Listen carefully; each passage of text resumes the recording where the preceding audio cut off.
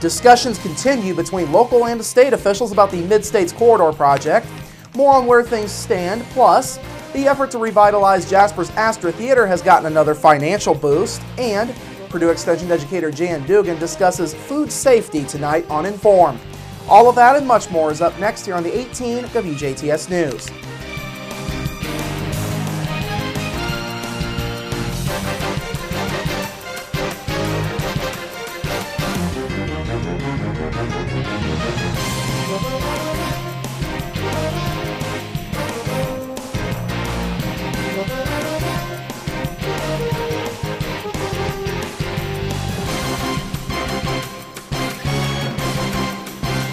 Hello, I'm Bradford Raths. More on the discussions with the Mid-States Corridor here shortly, but we begin tonight with yet another fatal shooting in Paoli.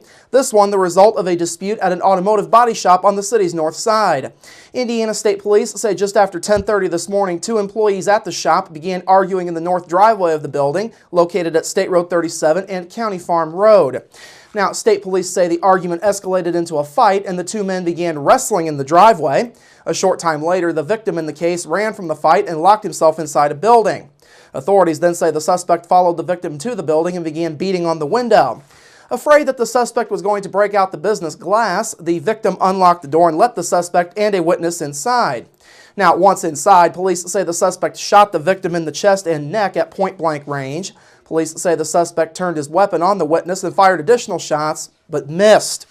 As the suspect ran from the building behind the business, two Orange County police officers arrived on scene and chased him. Police say once he reached a tree line behind the business, the suspect then turned the gun and shot himself. The suspect was airlifted to Louisville for medical treatment. Police say he died on the way there. The victim was also airlifted to Louisville and is currently being treated for his injuries. Meanwhile, state police were not releasing names as of news time this evening. We would like to thank the Paoli News Republican for the video that you've seen on screen. Local legislators and business leaders are continuing their talks with state officials about the Mid-States Corridor project. Earlier this week, project leader Hank Menke gave his update to the DuBois County Council. Menke told the council that he and District 63 State Representative Mike Braun met with Indiana Department of Transportation Commissioner Carl Browning last Friday to continue their discussions on the funding. Menke says funding continues to be the biggest issue. He says Browning is insisting on private sector and local government funding sources before moving ahead. He said, well, what are you going to do about funding? That is the big critical issue. And so we kept talking about that. And I said, well, Carl, what could you suggest? I mean, what are other people doing in other areas? Well, really, believe it or not too many in the state of Indiana got some of these things going on. Everybody's wanting a free handout. Well, the free handout of roads today is over. I mean, you're not going to get earmark out of federal government, or the state's just not going to come in and spend the money. I mean, there's going to have to be skin in the game, so to speak. Now, of course, Menke has been making the rounds to local government meetings to ask for their support over the last week or two. He says the public and private support has continued to be robust. Menke is also thankful for Braun's efforts. He is right there with the firing line. Between him and Mark Mesmer and Sue Elsman and Lloyd Arnold, for that fact, they have been very, very supportive of this. But Mike has made a huge difference in my life in getting Carl's ear and getting NDOT's ear. The DuBois County Council approved advertising for $5,000 a year over each of the next 2 years. Council President Greg Kendall says infrastructure remains a key part of local economic development. I don't want to have DuBois County be left out when it comes to the realization that 69 is going to take a lot of people away from DuBois County. So in order for us to stay up and stay ahead of the game, we've got to have a corridor to meet that road. Menke says the meetings with NDOT will continue. He says consultants from Florida and Texas will also be brought in to get more input on how this project could be funded. A Holland woman is facing felony battery charges following her arrest last night. Just before 8:10 p.m., DuBois County Sheriff's deputies were called to investigate a possible battery that occurred at a residence in the 6800 block of West 1025 South, just outside of Holland.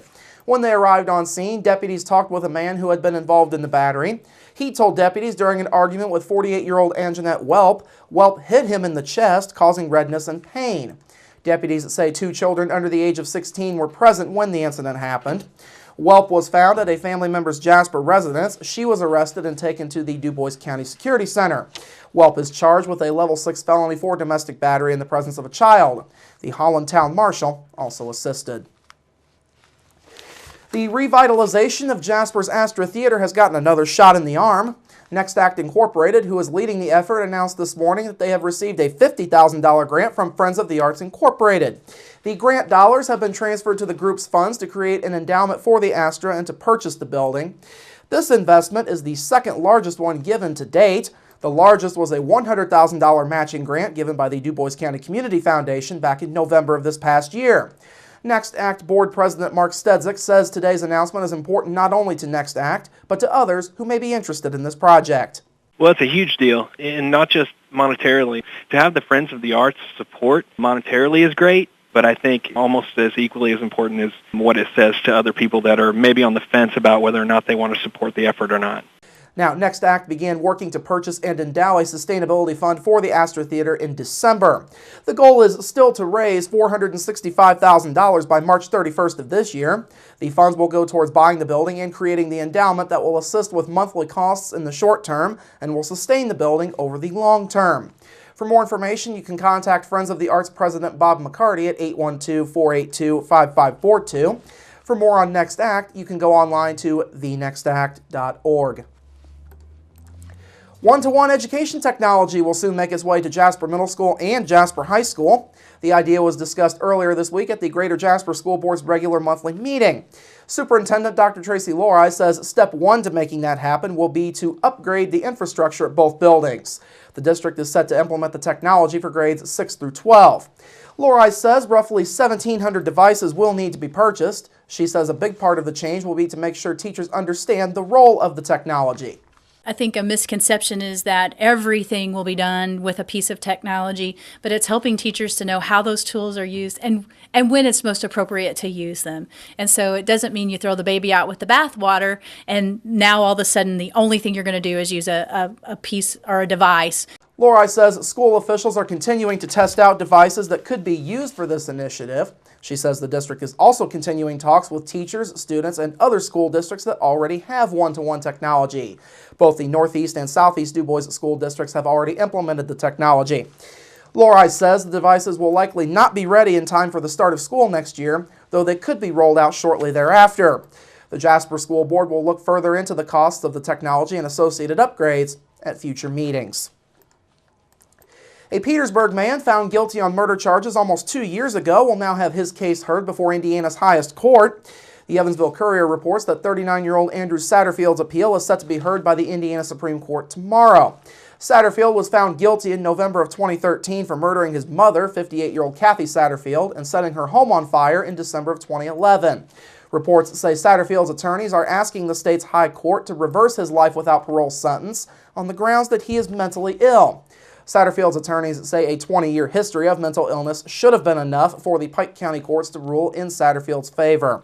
Now, Indiana State Police began investigating this case after fire crews and other emergency personnel were called to a fire at Satterfield's home along Pike County Road 350 North, just outside of Petersburg, on December 8th of 2011. Kathy Satterfield's body was found inside of the home by authorities. State police say they found that the fire had been intentionally started during their investigation. They also say Kathy Satterfield died of gunshot wounds, meaning that Andrew shot and killed Kathy before starting the fire. Andrew Satterfield was arrested in January of 2012 on murder and arson charges after a warrant was issued from the Pike County Prosecutor's Office. The Indiana Supreme Court will likely issue its ruling on this case at a later date. The news just keeps on rolling for the final leg of the Interstate 69 extension between Evansville and Indianapolis. Indiana House members voted 81-11 yesterday to revoke the 2004 law that prohibits the highway from passing through southern Marion County's Perry Township. Bill sponsor Representative John Price of Greenwood says he wants state highway officials to have the option of using the Indiana 37 corridor for the I-69 stretch that will go between Martinsville and the I-465 loop that goes around Indianapolis. Those against allowing I-69 to pass through the area have argued that it would hurt businesses through that stretch. The bill now goes to the Senate, where senators who represent the township currently oppose the highway following Indiana 37. On a related note, INDOT officials are holding the second public meeting this week for an environmental study being done for Section 6. That meeting is underway tonight in Martinsville. Of course, construction crews are continuing their work on Section 4 of the highway between Crane and Bloomington. That route is expected to open to traffic later this year. Work is also underway on Section 5 between Bloomington and Martinsville. And finally tonight, southwestern Indiana can now claim royalty, at least when it comes to watermelon. Emily Brown of Vincennes beat out 6 other women for the National Watermelon Queen's crown during a competition last week at the National Watermelon Convention in La Quinta, California. Brown is also the reigning Ileana Watermelon Queen. The 21-year-old will now travel the world promoting watermelon with stops that will include Florida, Canada, and even Japan. Brown is in her final semester at Vincennes University and is studying nursing. She says winning the Watermelon Queen's crown is the experience of a lifetime. All right, coming up after the break, your local forecast, sports with Kurt Guxell, and Inform with Jan Dugan. That's all up next here on the 18 WJTS News. Local people watching local people.